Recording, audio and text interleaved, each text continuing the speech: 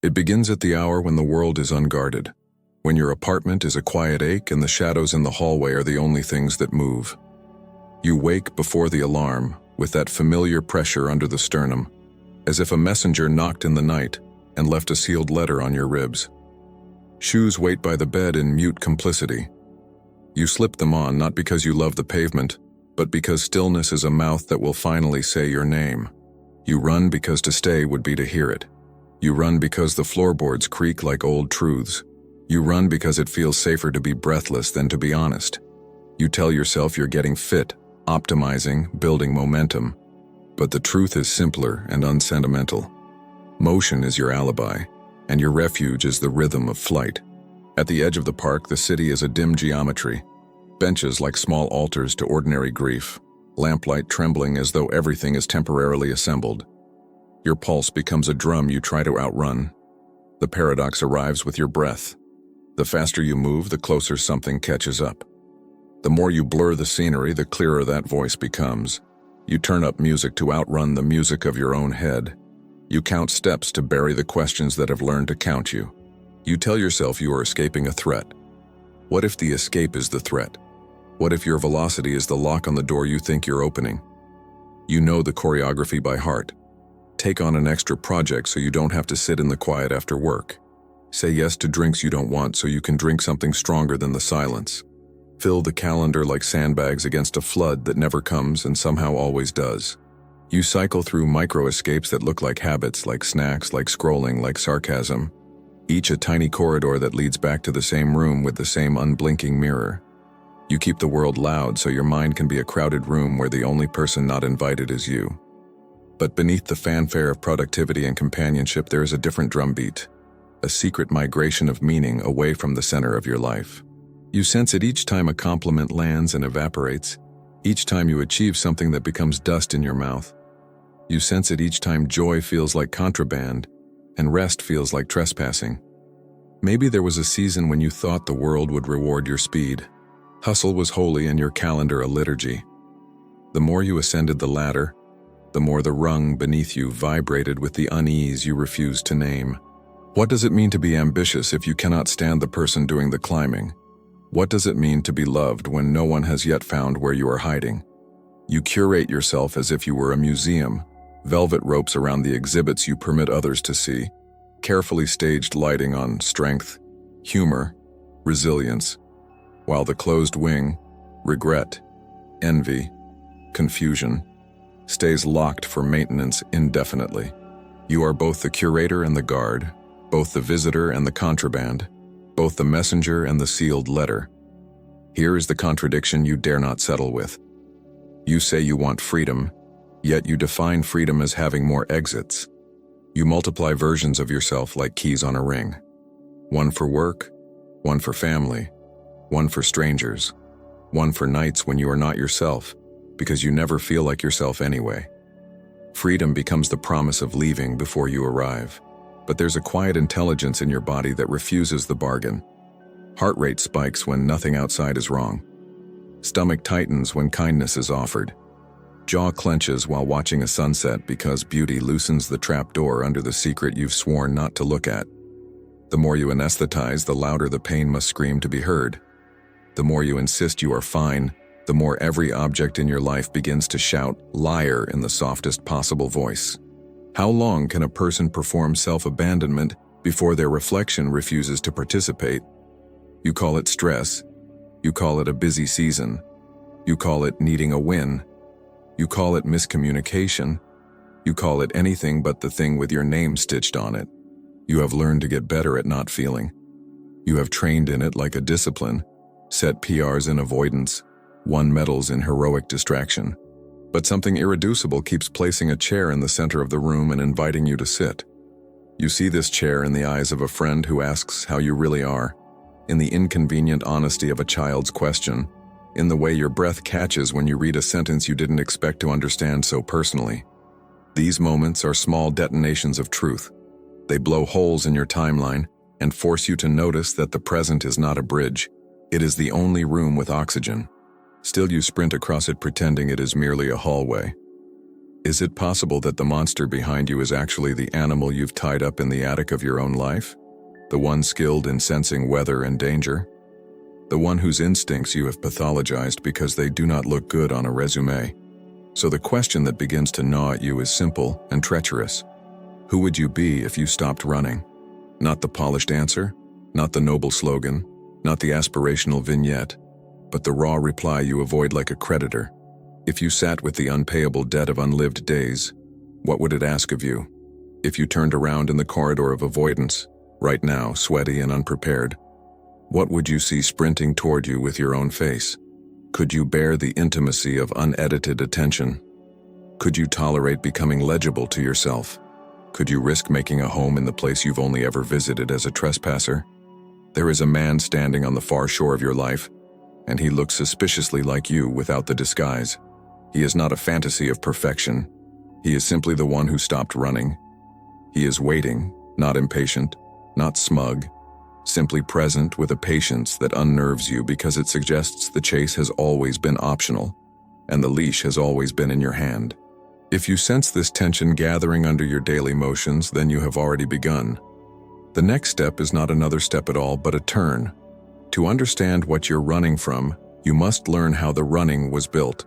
By memory, by culture, by story, by the unspoken contracts you signed with survival. We'll trace the hidden architecture of this flight and the roots that feed it so stubbornly. Stay with this inquiry. Share it with someone who runs, and if this conversation is the kind you want more of, support this channel by subscribing so the community of courageous listeners grows. Because what comes next will politely dismantle the alibis you've mistaken for a life. If the running felt inevitable, it's because it was engineered long before you chose it. Survival drafted the blueprints. You didn't wake one morning and decide to exile yourself from yourself. You inherited a choreography that once kept you safe. Picture the first time you learned the cost of being fully visible. It might have been small, an eye roll when you were excited, a door shut after you cried, a parent who loved you but was too flooded to meet what you felt. An early equation formed in the basement of your nervous system. Less of me equals more acceptance. More of me equals danger. From then on, you practiced an art that won you medals in adaptation. You learned how to edit, to modulate, to offer a version of you that traveled well in the weather of other people's moods. Winnicott would call this the false self, a clever, elegant scaffold erected to protect the tender architecture of the true one. You didn't betray yourself. You quarantined your essence until the environment could bear it. It just never felt safe enough to unlock the door again. Attachment theory gives the running a map. Bowlby whispers that when care is inconsistent or misattuned, a child becomes an exquisite meteorologist. You read the barometer of faces and tilt your internal climate accordingly. If closeness feels haunted by disappointment, you deactivate. If distance feels like annihilation, you hyperactivate. Either way, you tilt away from your own interior weather toward a forecast you can better control. Down the years, this becomes a personality trait that reads like independence or charming overfunctioning. Underneath it is an oath. I will not need what cannot be guaranteed. That oath is the engine under your steps. It hums at work when you over-prepare to avoid the hot breath of shame. It hums in conversation when you steer the topic away from anything that would require your heart to appear without makeup. It hums in your corridors of busyness the way you sell your exhaustion as virtue because exhaustion disguises fear as devotion. Freud would recognize your sprint as a defense. Repression tucks away what threatens the representable order. Rationalization writes the memoir that flatters your most frightened choices. Reaction formation lets you preach what you cannot practice without trembling. The superego, internalized, severe, wearing the voice of those whose approval you still hope will save you, doesn't ask you to rest. It demands that you be better, faster, smarter, kinder, more efficient, and, for the love of all that is holy, less ambivalent. The paradox worsens when culture adopts the superego's dialect. Zizek notes the cruel injunction of our time is not merely work, but enjoy. And perform your enjoyment conspicuously. Be authentic, but make it marketable. Be vulnerable, but tidy. Be free, but measurable. You learn to run with a smile, to turn anxiety into content, to transform longing into a productivity hack. Your avoidance receives applause. Jung would place a hand on the locked wing of your museum and say, "Here lives the shadow." Not evil, not monstrous, simply the disowned portion of your wholeness. What you could not integrate, you projected on others. The lazy colleague, the needy friend, the arrogant stranger. The more you exile these qualities, the more energy it takes to patrol the borders of your identity. What you resist not only persists, as he's often paraphrased, it grows teeth. Each patrol requires movement. Each movement becomes the proof you are safer when you are not still. Kierkegaard names the running despair, the refusal to be the self you are, or the attempt to be the self you are not. He calls it the sickness unto death, and you can feel its fevers in the oscillation between grand plans and quiet collapses. Heidegger would point to your absorption in Das Man, the anonymous they, that dictates how a life should look. In everydayness, you become busy with talk, curiosity, and ambiguity. You live at the surface, not because you are shallow, but because depth smuggles the scent of that original dissonance. Sartre calls it bad faith when you treat your freedom as if it were an external destiny. When you play the role so well you forget you ever auditioned. You convince yourself that you are the job title, the carefully curated timeline, the laugh in the crowded room. You become the waiter so convincingly that the role devours the person who once chose it. Society reinforces the flight in ways that feel like care. Productivity culture baptizes your avoidance with compliments. Markets train you to become an entrepreneur of the self, optimizing not only your work but your personality, friendships, even your grief. Goffman mapped the stage, and you have the costumes to prove it. Social media is the mirror stage reenacted every morning. Lacan would say your image coherence depends on a gaze that can never fully confirm you. You chase likes as if they were breadcrumbs back to yourself, but the forest grows. Cooley's looking glass self teaches that you become what you think others think of you, and the algorithm ensures you always know what the crowd is thinking. Behold the labyrinth. There is no minotaur. There is only you in costumes, you in flight, you in split scenes, you doubling back on yourself because one more corridor might end in a door that leads home. Underneath the theater, there is a nervous system negotiating with reality. Neuroscience does not accuse you, it explains you. When your amygdala memorizes danger, it rings alarms at the slightest resonance. Your prefrontal cortex, tasked with calm analysis, becomes a hostage of ancient sirens. The default mode network, our narrative weaver, stitches a self out of memory. If the thread was dyed in shame, the garment it makes fits like a hair shirt. So you switch to the task-positive network, the salvation of busyness, because tasks quiet the narrator. The relief is genuine, but neither network can answer the question you refuse to ask. Interoception, the sense of your internal state, degrades when you ignore it. You stop registering the early signals, so your body learns to shout. Panic looks like a surprise only because you were not attending to the whispers. Over time, your window of tolerance narrows and the world seems louder, crueler, less negotiable. Not because it has changed, but because the bridge to your own signals has eroded. Cognitive biases conspire politely. Confirmation bias finds evidence that activity means safety. Present bias makes deferred pain someone else's problem, namely, you, tomorrow. The ostrich effect rewards you for not looking at the bank account of your inner life. Whatever you do not check cannot convict you. The sunk cost fallacy whispers, "You've been this person so long, it would be wasteful to change." Scarcity mindset insists there's not enough time to feel, that if you stop for even a minute you will miss the train whose destination you never verify. Hedonic adaptation numbs the spikes of joy until you need louder and rarer stimuli just to feel the baseline. Each bias is a minor god of motion. Together they preach a liturgy of acceleration. Language joins the conspiracy. You say, "I'm fine," so often it becomes a talisman.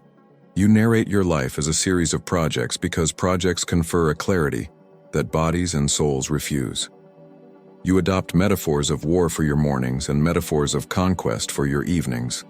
Under the banner of self-improvement, you smuggle in self-doubt, and the more beautifully you describe your struggle, the more license you grant it to stay. Because you are articulate, because you are sensitive, because you can name the problem with rare precision, you mistake poetry for resolution. Words can open doors. They can also paint them so convincingly you forget to try the knob. So the hidden problem is not that you are weak or lazy or somehow broken beyond repair. The hidden problem is that you are competent at surviving an environment that no longer exists. The signal never switched to safe, so you never updated the policy. You are running a legacy code of self-protection on a life that could, with care, sustain presence.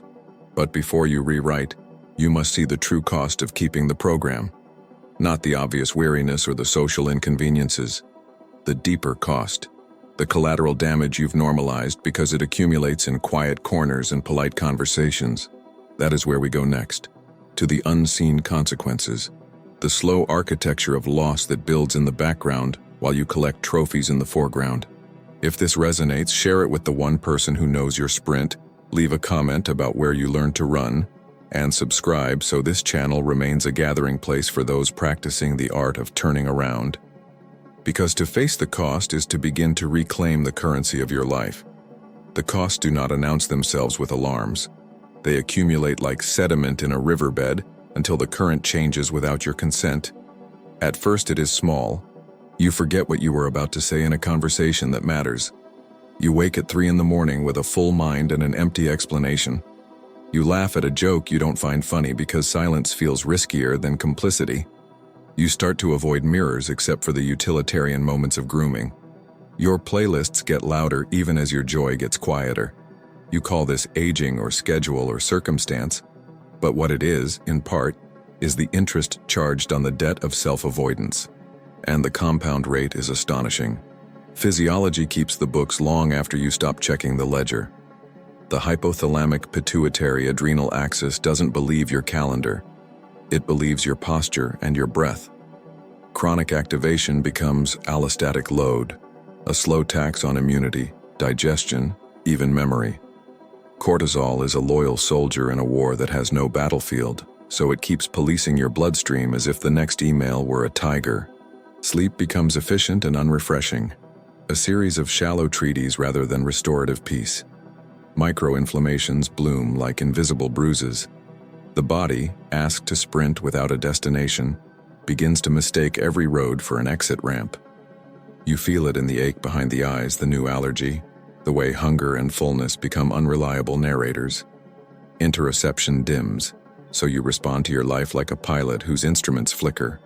And because the story you tell yourself still centers on competence, you interpret these malfunctions as further reasons to accelerate. Proof that you have not yet earned rest. The nervous system does not care about your self-concept. It cares about safety. Your default mode network, the narrator-in-chief, keeps knitting a story that preserves continuity.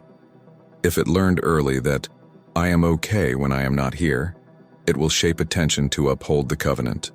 Meanwhile, the salience network becomes jumpy, prioritizing threats to the social self over signals from the inner one. The brain is plastic. It lays down highways where you drive most often. Avoidance becomes a superhighway, lit by neon promises of relief. Presence becomes a narrow footpath overgrown with doubt. With time, the path you don't take starts to disappear. Not because it is gone, but because you have forgotten the way back. Relationships register the toll like seismographs picking up tremors before the quake. Intimacy becomes a negotiation not of closeness, but of what will be kept off limits.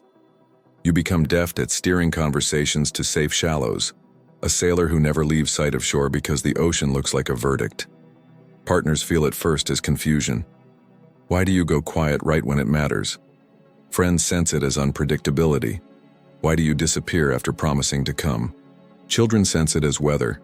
They cannot name it, but they organize their small worlds around the fronts and pressures of your mood. The home becomes a place where certain doors never open, and the air grows stale in the locked rooms. You call it privacy. You call it strength. They call it distance. And distance, like cold, can look like clarity until your teeth begin to chatter. Work flatters your running with applause you cannot metabolize.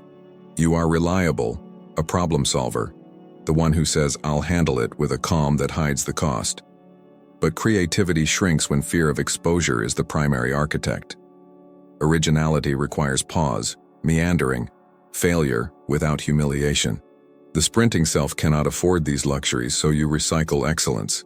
You become a master of near-duplicate brilliance, polished, safe, praised, and haunted by a rumor that you are capable of something you cannot prove because the proof would require stillness. Ethical compromises arrive in friendly clothing. You overcommit and underpresence. You keep a silence you justify as diplomacy. The boundary you don't set becomes a resentment you carry, and resentment is a debt that compounds with interest and corrodes the vault where your integrity should rest. Culture rewards your compliance with its anxious tempo. The algorithm, designed on a variable ratio schedule that would impress Skinner, trains your nervous system to crave the next ping because intermittent rewards shape behavior most reliably.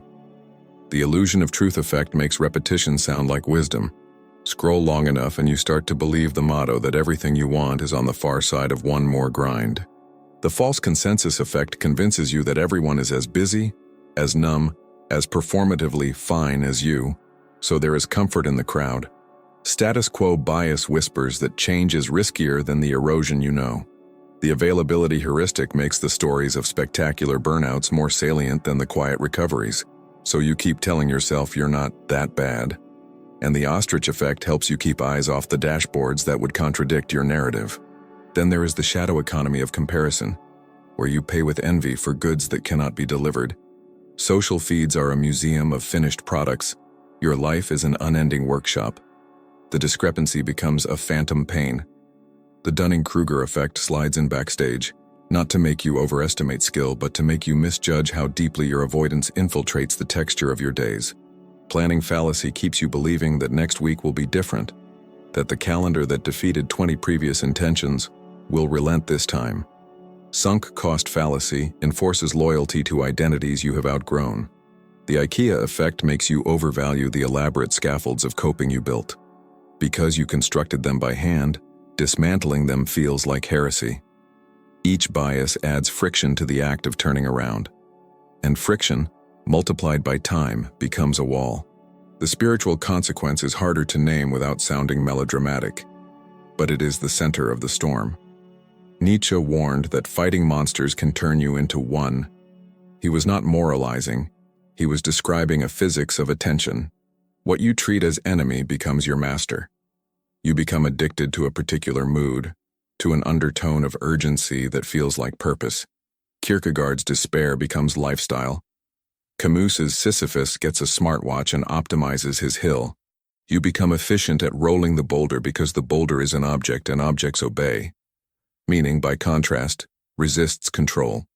It arrives when you stop arranging the furniture and begin to ask who lives in the house. In your quietest hours, a different dread creeps in, one that does not shout but beckons. It is the weight of the unlived life, what Jung called the shadow of potential. It has a scent, cedar and rain, old books and clean sheets. It speaks softly enough that you need a different kind of ear to hear it, and hearing it would require staying. Society bears the collateral damage of our collective sprint. Public discourse becomes a theater of projection.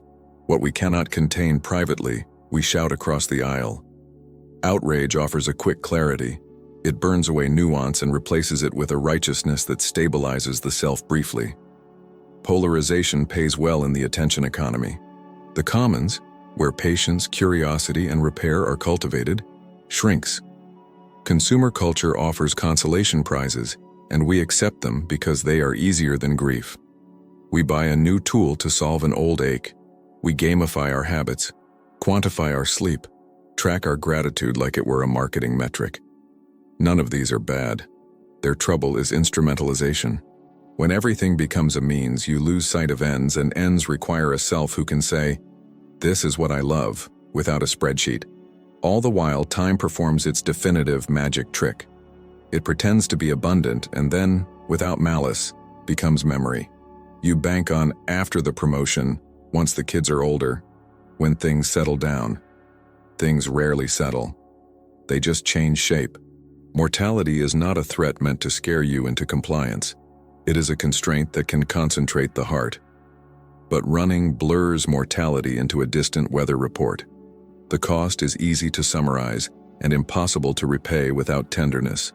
You begin to feel like a beautifully maintained house with a half-packed suitcase by the door, ready for a departure you never schedule and a homecoming you never allow.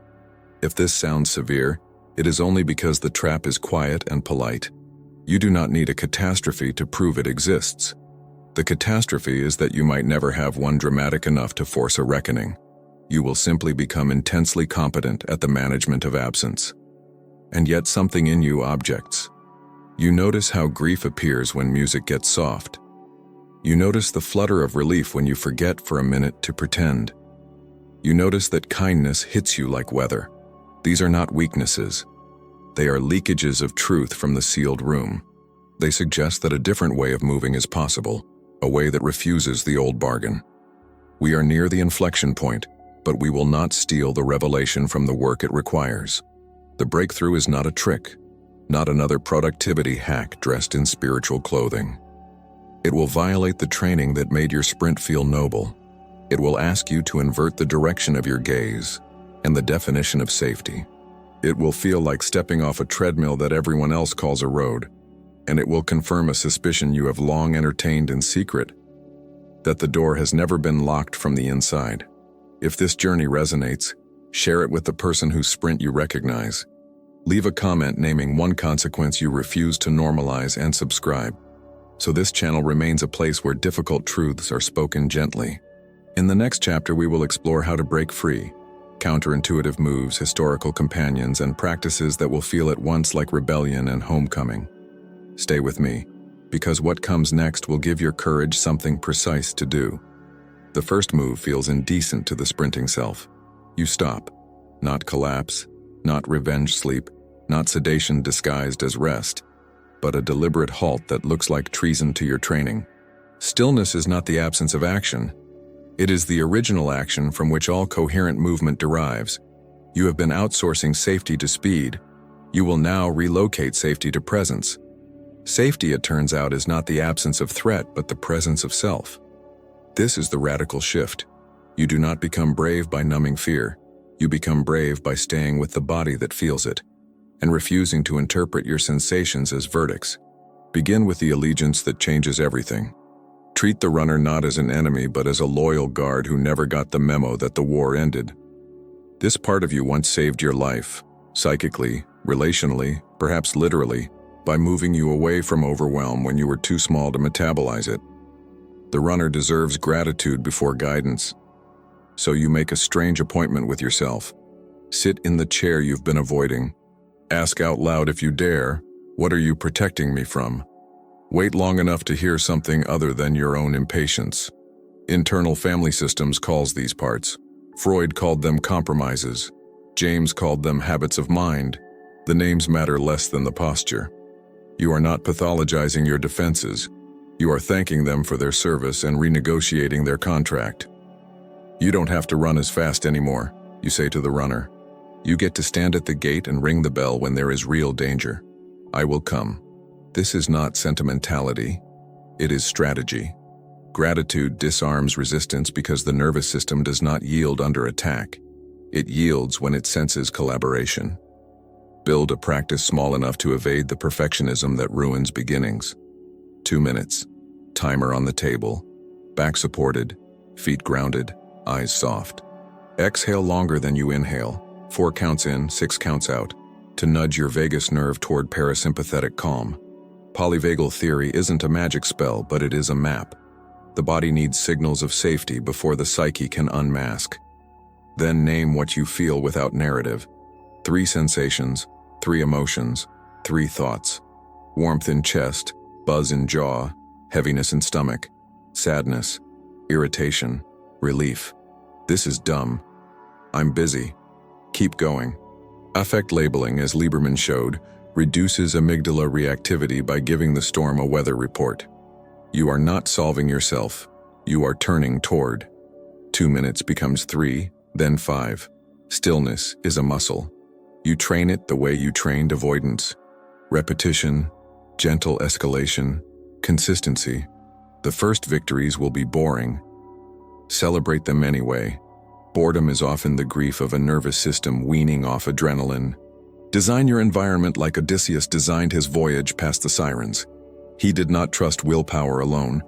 He tied himself to the mast and filled his sailors' ears with wax. Do the same with your temptations. Silence non-essential notifications. Turn your phone grayscale. Exile dopamine casinos, news, social feeds, email from your first hour awake.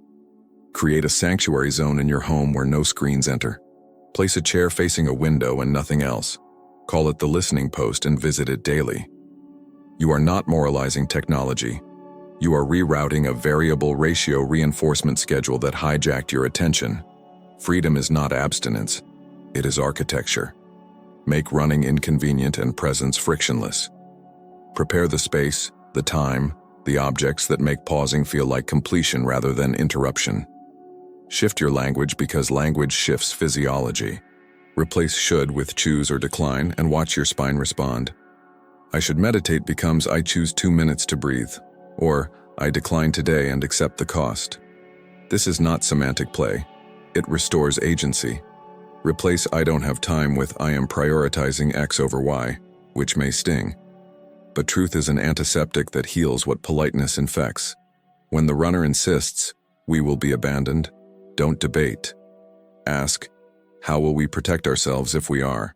Fear becomes less omnipotent when contingency plans exist. Stoics did this with premeditatio malorum, rehearsing misfortune not to invite it, but to defang it. Viktor Frankl etched the same insight into modern therapy. Between stimulus and response there is a space, and in that space is your power. You are not an effect in search of a cause. You are a cause deciding its effects. Practice relational courage in microdoses. Do not perform vulnerability. Practice it with one person who has earned your truth. Make a small, unfavorable disclosure that won't implode your life, but will stretch your honesty. I said yes because I was afraid to disappoint you. I've been busy as a way to avoid feeling lonely. I'm proud of this project and also ashamed of how much I tied my worth to it. Then breathe as the room fails to cave in. Audre Lorde warned that your silence will not protect you. Real conversation proves it. Boundaries belong here too, and they will feel like betrayal until they become relief. No is a kindness if it prevents you from offering a resentful yes later. Paradoxically, boundaries create closeness because they make contact honest. You cannot be chosen if you are not visible. You cannot be loved if you are not there. Study your triggers the way an artisan studies materials. Where do you accelerate by reflex? Which tasks, rooms, faces, times of day cue flight? Track them for a week without judgment. You are gathering intelligence for a rebellion. Then run opposite action experiments from dialectical behavior therapy.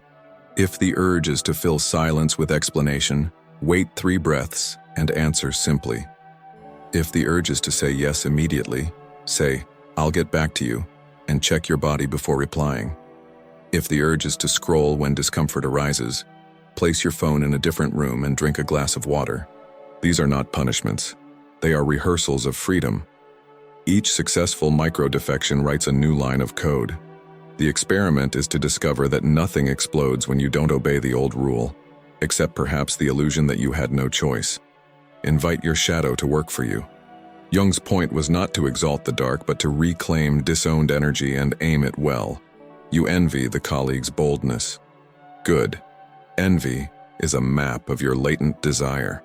Translate it into a small act. Email the person you've been avoiding, pitch the idea, ask the question that risks a no. You judge the friend's neediness. Good. It points to the tenderness you exiled. Offer yourself a small need and meet it without apology. Then notice how your judgment softens. Shadow integration is not a mystical rite. It is a series of precise embodied moves that return your exiled capacities to the sovereign of your life. You. Honor grief, not as drama, but as maintenance. Every time you stop running, a backlog of mourning arrives. Relationships you inhabited at a slant, selves you abandoned to play roles, opportunities lost to the sprint. Kristen Neff calls it backdraft, when self-compassion stings at first. It is the wound's way of remembering. Schedule grief like a responsible adult schedules taxes. 15 minutes, once a week. Play the song you avoid. Look at the photo you keep face down. Write a letter from the you who ran to the you who waited and let them speak until the words get simple. Grief aerates the soil where your life will grow. Without it, you plant in concrete. Reclaim ritual because ritual tethers intention to matter. A weekly Sabbath of attention. No buying, no selling, no optimizing, no improving. Just being, walking, cooking, reading, noticing. The medieval monastics had a phrase, "The cell will teach you everything." Your cell can be a room, a bench, a path you walk without headphones. Simone Weil called attention the purest form of generosity. Practice attention as a gift you give what you love. If you don't know what you love yet, attend anyway. Love grows where attention rests. And attention withers where it is always rented out for a quick return. Return to first principles. What is a good day? Not in theory, but in your blood. 3 non-negotiables that make you feel like you were there for your life. Perhaps it's sweat, a meaningful conversation, and an hour with a book. Or a walk, a meal you cooked, and a call to your mother. Measure days by presence metrics, not output. Did I turn toward at least once when I wanted to run? Did I tell one truth I usually edit? Did I notice my breath while doing something I love? These are not small. They are revolutionary because they defy the market's metrics and offer your nervous system something it trusts: consistency, coherence, care. Let history recruit your courage. Socrates could have fled. He stayed and said yes to a principle larger than one lifespan. Augustine confessed not as spectacle but as method. The soul becomes legible to itself by telling the truth in public. Marcus Aurelius governed an empire and still wrote at night to discipline his attention toward what he could control: perception, action, will. Gandhi slowed, fasted, withdrew from the noise to amplify moral pressure without violence. These are not saints for imitation. They are companions across time whispering the same proposition. To stop running is not to surrender. It is to place your life in alignment with your deepest commitments and let action arise from there.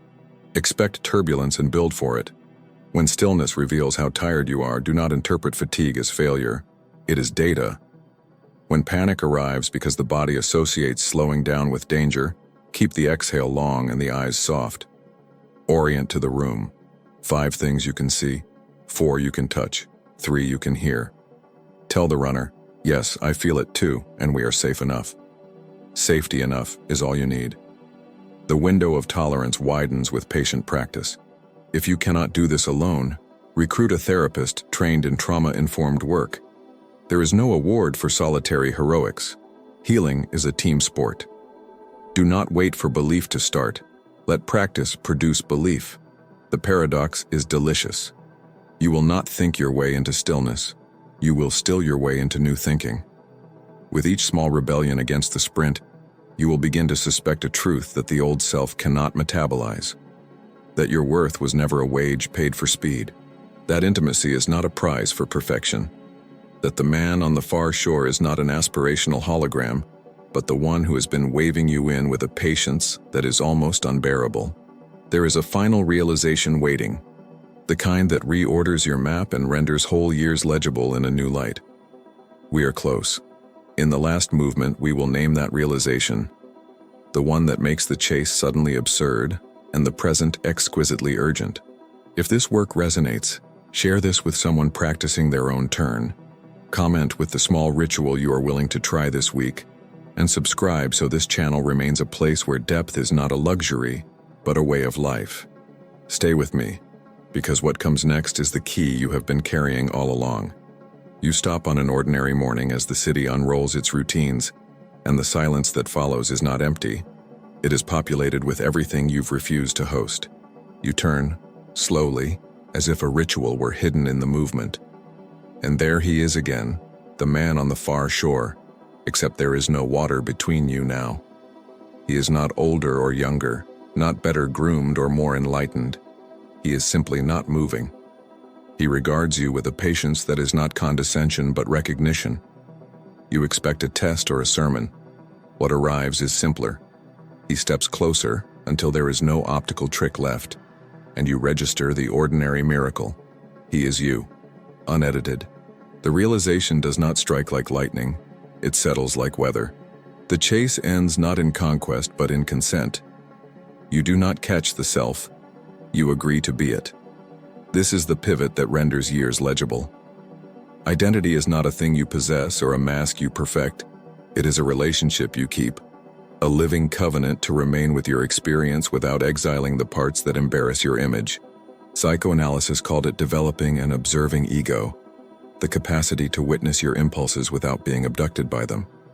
Phenomenology called it returning to the things themselves, which in this case means your breath, your grief, your quiet joy. Neuroscience describes it as integration, the prefrontal cortex gently coordinating the orchestra so no single instrument dominates the song. Attachment theory calls it earned security, the adult self becoming the reliable caregiver you once needed. Philosophy, with its many dialects, condenses into one statement you can carry in your pocket. Home is a function you perform, not a location you reach. The paradox sharpens and then liberates. You spent years trying to become acceptable so you could finally rest. The resting was the only road to acceptability that mattered to your nervous system. You tried to manufacture authenticity through performance. Authenticity is a byproduct of presence. You treated peace as a prize for excellence. Peace is the soil from which excellence grows. Carl Rogers named this with elegant audacity when he said that only when he accepted himself did change become possible. Acceptance is not the endpoint of growth, it is the precondition for it. You do not negotiate with reality, you meet it. And the meeting is transformative because the part of you doing the meeting is no longer a frightened envoy sent to impress. It is the host opening the door. What becomes of the runner? He does not die or disappear. He hands you the keys he has been clutching since childhood and takes a post by the gate with instructions that are clear and humble. Ring the bell when there is danger. Otherwise, let the courtyard fill with guests. You do not swear an oath of eternal fearlessness. You make a smaller, braver vow that can be renewed daily. I will not abandon myself. I will feel before I fix. I will tell the truth at a scale my body can bear. I will risk tiny losses of approval to end the grand loss of presence. I will move at the speed of trust, not the speed of panic. These promises do not make you invulnerable. They make you coherent. Coherence is better than invulnerability. It lets other people find you. The consequences of this pivot ripple beyond self-soothing. In relationships, you become locatable. You say, "I'm here," and mean it, because you are. Conflict ceases to be a referendum on your worth and becomes a negotiation between two dignities. You set a boundary and remain warm because a boundary is not a wall. It is a bridge with a weight limit posted so you don't collapse. You apologize without theatrics because guilt is an alarm, not a sentence. You forgive without erasing history because forgiveness is not amnesia. It is the decision to stop letting resentment draft your future. The room changes when you are in it because presence is contagious. The human nervous system mirrors regulation as surely as it mirrors panic. You do fewer heroic rescues and more everyday reliability. You stop auditioning and start collaborating. Work shifts from theater to craft. You produce not to prove, but to contribute. The difference is visible even to you. Anxiety no longer counterfeits purpose. Purpose becomes quiet and stubborn. A loyalty to value over velocity. You create original things because you can now afford the wandering that originality requires. You say no to projects that would be excellent but dishonest. You choose the good that is yours, which means refusing the very attractive goods that are not. You walk away from rooms that demand you abandon yourself at the coat check. You stay in difficult rooms where repair is possible because you can remain without dissolving. Courage becomes local and daily rather than spectacular and deferred. Spiritually, whether or not you use the word, the horizon tilts. Meaning is no longer a peak to conquer but a way of moving through the valley. You do not chase transcendence as an escape hatch. You practice immanence, the sacrament of the ordinary. Coffee becomes a ritual because you taste it. A walk becomes a prayer because you notice the weather inside and out. You discover that you were never trying to outrun a monster. You were trying to outrun a messenger whose letter you can finally open. It says what you feared and hoped in equal measure. You are already inside the life you kept trying to reach later. Later is a mirage created by a nervous system in flight. Now is not sentimental. It is specific, textured, inconvenient, and sufficient. Does this mean you stop improving? No. It means improvement is no longer a euphemism for self-rejection. You still learn new skills, expand capacities, repair harms, apologize and change. But the engine is different. Shame, once relied upon as a whip, retires from management and returns to its rightful scale, a signal that something matters. Fear steps down from the throne and joins the council. Joy, which you once distrusted because it threatened to slow you down, gets a portfolio in decision-making. Grief, which you once postponed indefinitely, becomes a seasonal guest whose visits keep you honest about what you've lost and what you love. The psyche ceases to be a battlefield and becomes a polity, noisy, plural, governable by care, and the world. You will still find it noisy, sometimes hostile, often absurd, but you stop treating its turbulence as a command to flee yourself. You stop outsourcing your rhythm to the market's pulse. You choose where to give your attention because you know attention is your life in miniature. You log off not to purify yourself, but to protect the fragile edge where perception grows porous to wonder. You log on with intention when you can contribute something that rings true. You become less certain and more honest, which is a trade the world needs. You locate your small agency within large systems and exercise it without theatrics, because the performance is no longer the point. Repair replaces performance as your mode. In the cinematic quiet at the end of this long chase, nothing explodes. You pay your bills, you answer emails more slowly, you return a message you would have dodged. You put your hand on your own chest when panic says run and you say, I'm here. You look at the closed wing of your museum and unlock a door, not all the doors at once, just one. Light moves across exhibits no one has seen in years. Dust dances. The air changes. You laugh at nothing, then cry at the same nothing, and you feel ridiculous and relieved. On the street, the morning is the same and entirely new. The man who stopped running does not ascend. He walks into his day with both feet, and because he is there, others find their way to themselves more easily. This is the final, most powerful realization, the one that rearranges the furniture of your mind. There was never a finish line outside you. There was only the invitation to belong to your own life, and let belonging guide your choices. Freedom is not the multiplication of exits. It is the decision to inhabit a room long enough to love what it contains and change what it demands. You have always held the key. The lock was your refusal to turn toward the door it fit. If this speaks to you, don't keep it private. Share this with the one person who will understand the runner you've been and the host you are becoming. Tell me in the comments what door you are ready to unlock and what vow you will carry into tomorrow. Subscribe to this channel so we can keep practicing together. Philosophy not as an abstract sport, psychology not as diagnosis alone, but as the art of becoming present. New lectures, guided practices, and conversations are on the way. Stay with us because a life is not discovered by sprinting toward it, but by the courage to stop and say, I'm here.